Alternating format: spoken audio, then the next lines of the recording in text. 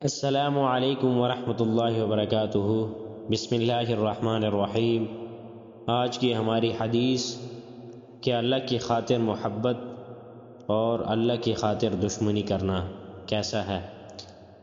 حضرت ابو ذر رضی اللہ تعالی عنہ فرماتے ہیں کہ رسول اللہ صلی اللہ علیہ وسلم ہماری طرف نکلے اور فرمایا، کیا تم جانتے ہو کہ کون سا عمل اللہ تعالیٰ کو سب سے پیارا ہے؟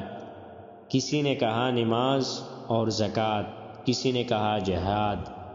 نبی کریم صلی اللہ علیہ وسلم نے فرمایا کہ اللہ تعالیٰ کو سب سے پیارا عمل اللہ کی خاطر محبت اور اللہ کی خاطر دشمنی ہے، یعنی نماز، زکوٰۃ، روزہ، صدقہ، خیرات سے بھی زیادہ فضیلت والا عمل اللہ کی خاطر کسی سے محبت کرنا اور اللہ ہی کی خاطر اس سے بغض اور دشمنی کرنا۔ اللہ تبارک و تعالی سے دعا ہے کہ اللہ ہمیں ان احادیث پر عمل کرنے کی توفیق عطا فرمائے۔